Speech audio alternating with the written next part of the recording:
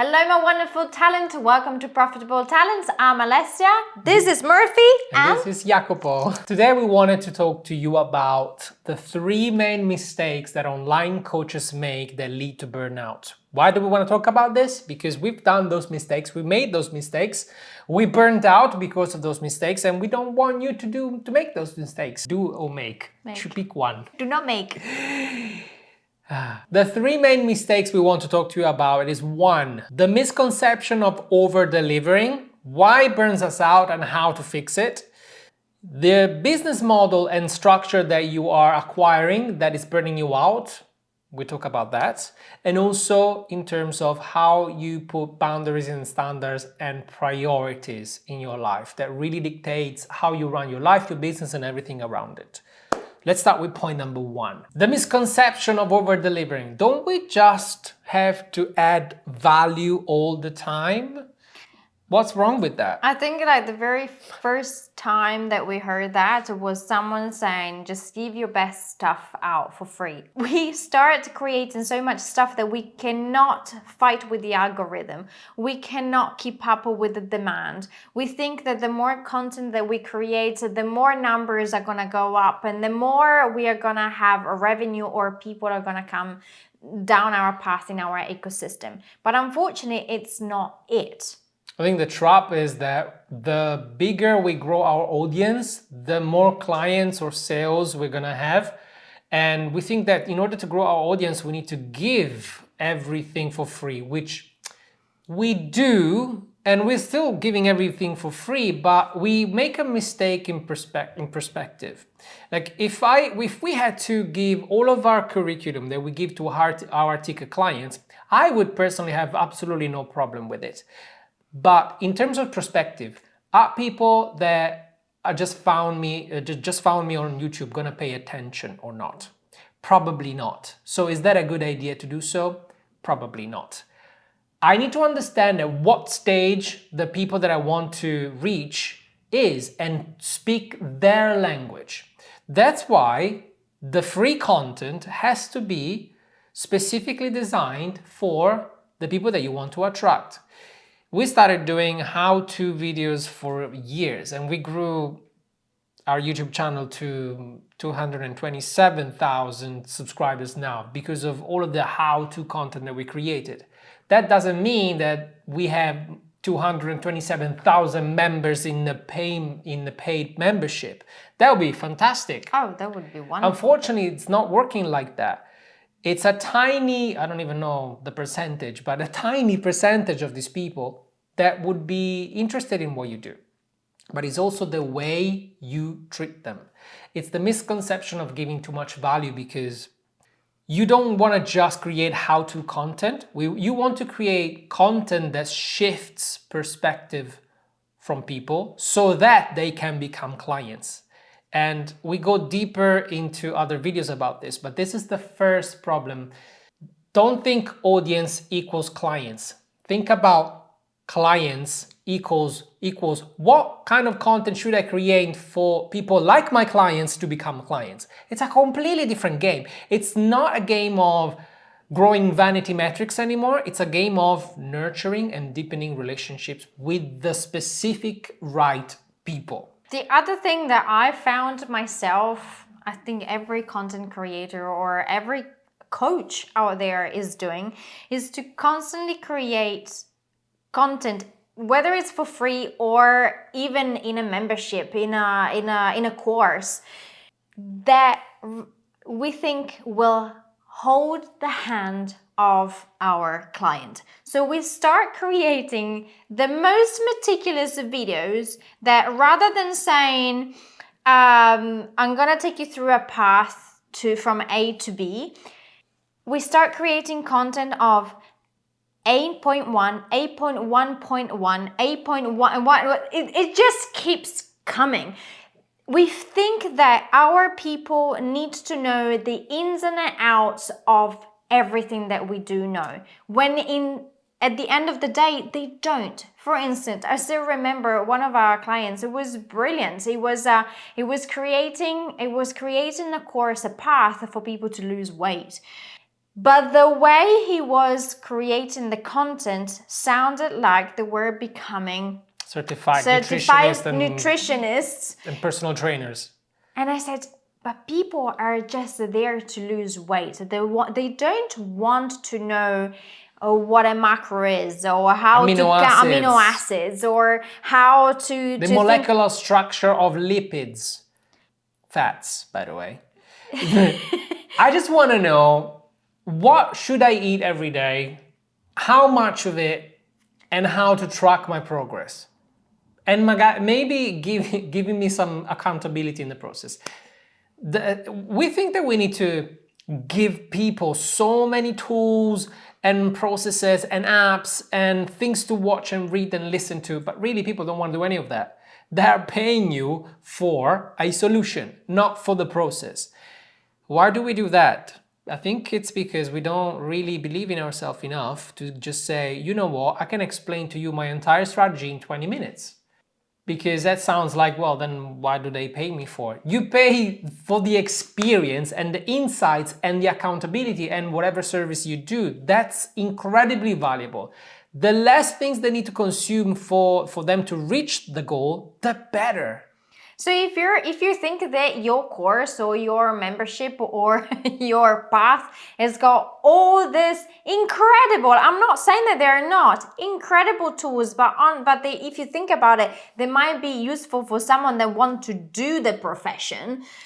Maybe it's time for you to declutter and take away stuff for your people to be lighter and a little bit less overwhelming. So you don't keyword overwhelming for your people. They don't need to know everything. There was one point I stopped explaining the words of the steps in the ballet world in French, because people were intimidated by just the words, because I don't know what it means. It sounds like a very complicated steps, and therefore I'm not going to try it. When instead I said, actually, just try to jump over the paddle with bending both knees once after the other. And they went, oh, I just did it. I jumped over the paddle one after the other. I was like, well, there you go. You've just done a pas de chat. I was about to say pas de chat. You knew it. Yes. You so knew it. Because I remember the paddle. You do remember. That's how clients think. They think images, they think stories. So give them that. Don't give them the curriculum of a scientist. And also over delivering can bite you in the bum. Also when you make yourself too available for your clients. I'm not just talking about social media now. Like when you get hired by someone, countless times we hear stories from our clients saying, I needed to do this for my client, or I just received a phone call, I had to reply to that problem, or I need to fix, I promised this, I needed to prepare and deliver this thing. It happens all the time. But why does it happen? Because we make ourselves too available to people. Because again, I think we need to compensate for a lack of self-worth. And I'm going too deep, too fast for you, I know, but this is what it is. But what I want to reassure you for, I want to reassure you that you've got values and experience, and you should be proud of that. And people don't need much hand-holding. They need the whip sometimes. They need to... I'm allergic. And the way you do that properly is when you set boundaries on your life. For example, I don't tolerate to prioritize coaching calls over my gym time, for example. I go to the gym every Monday, Wednesday, and Friday. Pretty basic, pretty classic. This is my me time. This is where I recharge and I release my tension. I need that time for myself. So my calendar, it's not available in the mornings of 3 days a week. And I dedicate the rest of the days to coaching if I want to. You have this power. If you only allow people, first of all, don't give your number out. If you only allow people to book a call with you using for example, a Calendly link, You can link your Calendly link with your own calendar and block out time windows so that people will never be able to block a time when you are not available. Like, don't make yourself available where you're not to. But the beautiful thing about this is once they know their boundaries, they're not going to overstep because you set the culture, you are teaching people how to respect you, and they'll learn from you. They'll learn how to respect themselves in return. So it's a beautiful thing. The second big problem that burns so many people out is because they choose the wrong business model, the business structure. We did the same mistakes. We made the same mistakes over the years in multiple products. You know, we're very thick.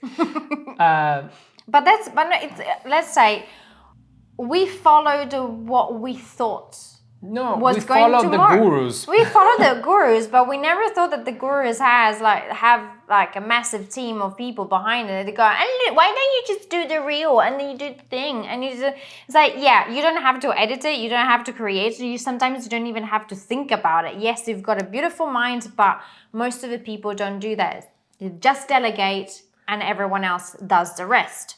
We were not like that. There was just two of us. And we just followed and we thought, yes, that's the structure that has to be in a certain way. And we never really stopped. Also, we believed that the structure of a membership of online, no one knew about the online. So we were new about that and we said, well, if someone has made it work in that way, it means that it works, right? Let's not reinvent the wheel. Let's not reinvent the wheel. Come on. Reinvent the wheel. Try and saying that 5 times faster. No, it's...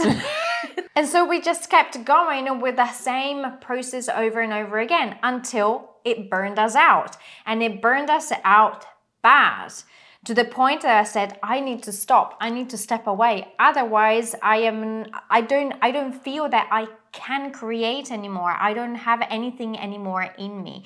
I'm already burned out. I was already burned out by not giving myself boundaries from people because I was always available. And plus the business model was totally wrong. So the business model was, for us, a membership. We tried everything. We tried group coaching, membership, one-to-one, and we made mistakes in all of them. The mistakes we did in the membership was assuming that we had to create content every single month. This is something that I see across the board. Everybody that wants to create a membership thinks that they need to be there 24/7 or creating new stuff every month, every week, every 2 weeks, whatever. This is absolutely not true. In fact, what we did instead, after doing it the wrong way and burning out because you were creating plans, you were going live every month, you were trying to create something new every single month, how we fixed the membership was, okay, instead of giving new things every month, why do we need to create more things every month? Because our members we train them to be that way. Yeah, we train them to receive new stuff constantly because they didn't have a direction otherwise. They had a plethora of videos to choose from, but they didn't want to decide which one. So every month they would just follow the new thing. That's what they were paying. When we changed the system, we changed the membership into a journey. We actually call it journey. And it's got a specific path to it. So you start from 0 and you actually go to levels 1, 2, 3, 4, 5. So it's unmistakable what you need to do every month. And you don't need, if you're following a path that's gonna take you more than a year, you don't need more content every month. You're already busy doing the path. Maybe you need some coaching, some accountability along the way, but that could be something that you could do occasionally or on request of the group. It's gotta make sense for your members, but you need to design the path. When you design the path and you create content once that makes sense for the path, then you curate the journey for them in whatever way feels good to you first, and teaching them how they can do it themselves. So self-assess. You can create quizzes, assessment, resources that help them self-evaluate. There's so many ways you can teach them that they need to really pull up their sleeves and figure it out by themselves. but I'm paying you for that. No, you're paying me to give you the direction, but you have to walk the path. Here's the path, here's the direction, go. You are the leader, not the servant. That's the switching mentality. For group coaching as well, the best way we found people get results is when you do cohorts. So you start the group starts at the same day. They go through the 6 weeks because you can't have it longer than that. If you do cohorts, why do you do cohorts? It's because you really, really need to do cohorts, or because you think people are not gonna be able to figure it out by themselves. Most of the times we found that the most talented coaches we know, they really deep inside don't believe they're good enough. So they think they need to over-deliver and be there constantly for their clients every step of the way. Every time they have a question, they're gonna do a one-to-one with them. They're gonna go live and give them resources, do breakdowns, and that's the path for burnout. Again, we're going back to the membership. You are the leader. Cohorts, if they are necessary, go for it. I'm sure there is a way for you to leverage your time. There is a way for people to consume content on their own and then maybe have support as well. When we did our first cohort, in our coaching business, we did a program that was called Offer Launch. It was a group coaching, it was a cohort. It was founding members, so I wanted to do it live, also to record the content and getting paid for it. So we sold it before and then we delivered it later. But then after going through the 6 weeks, people had to sit down for 2 hours listening to us speaking about all of the steps of the path. And at the end of the journey, they all did the thing. They all had the sales page, they had a beautiful offer, they started selling. But the feedback that came after that was, guys, there was a lot of time listening to you. Like, we didn't really enjoy the lives because the component of the live is that I can ask questions live. If the question is just a little portion of the live, why don't you pre-record the content and just show up for the live? And I was thinking, that would make my life so much easier. That's a great idea. And that's what they did afterwards. We did that. We packaged up all the content so they could consume it. Then only when they had questions or they needed clarification, we would add the live component.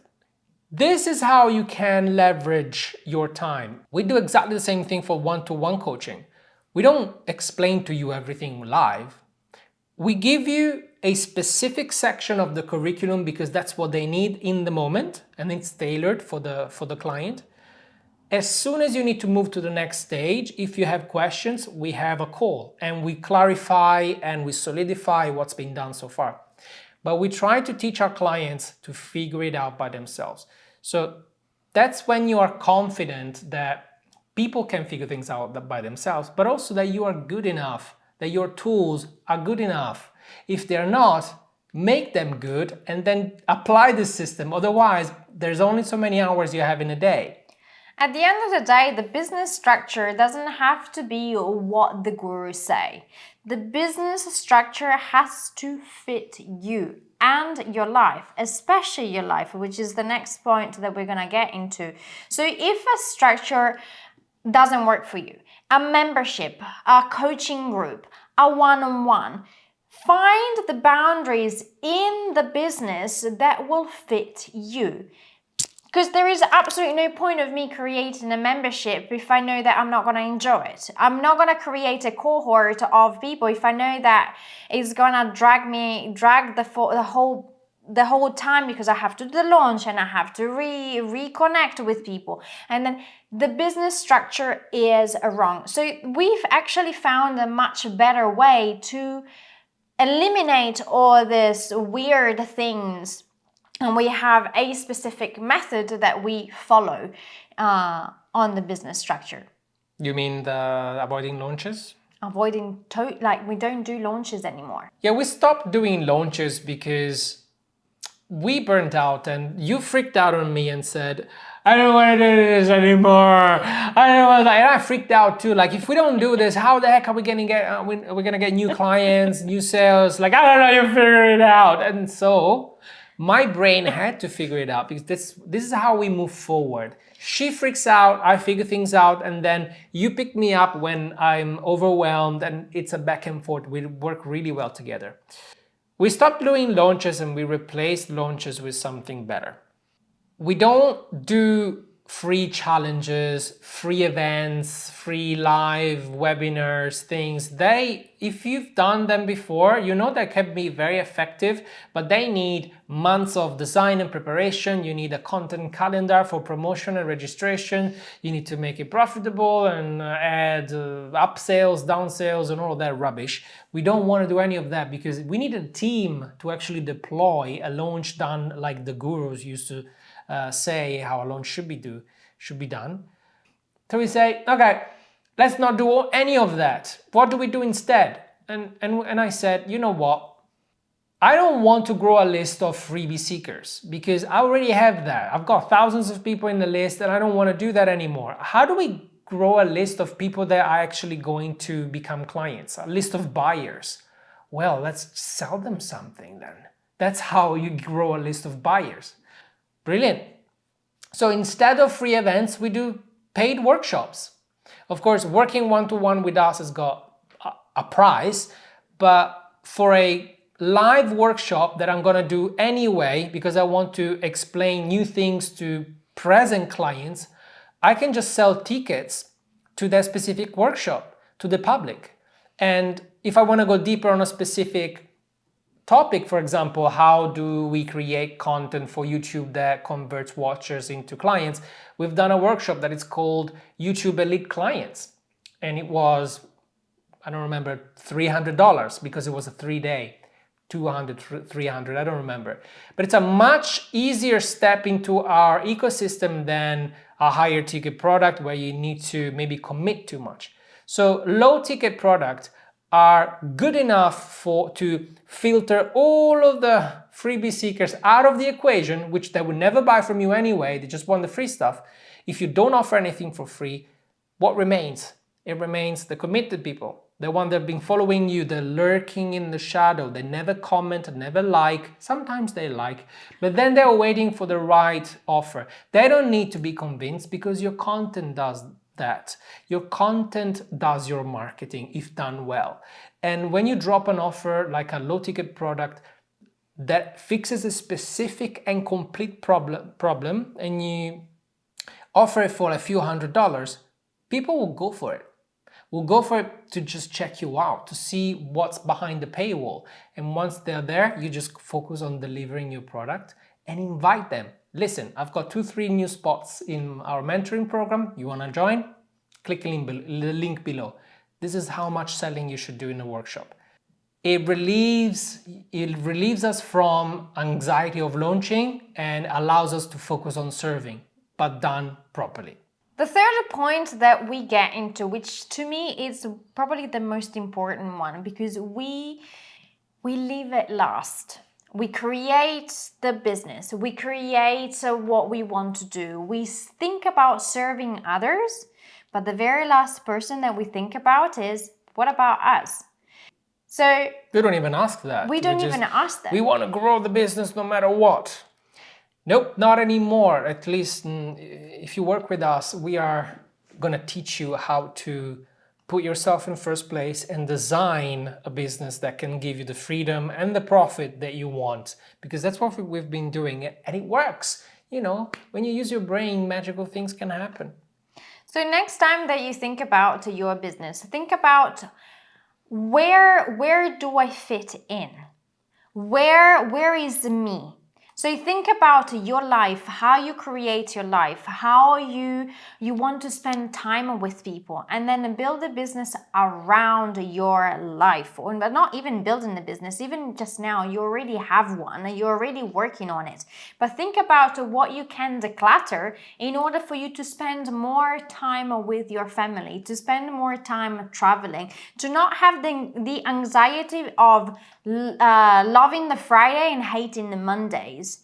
business should be integrated within your life. So think about how you want your life to be, design your life, even if it feels that you are creating science fiction, because who am I to think about that life I should be waking up in the morning, read a book and spending time and think about how I can share my knowledge with the world, right?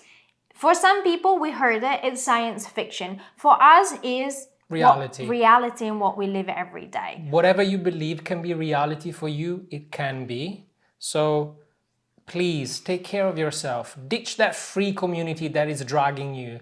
Don't promise things that you know you're not gonna enjoy delivering.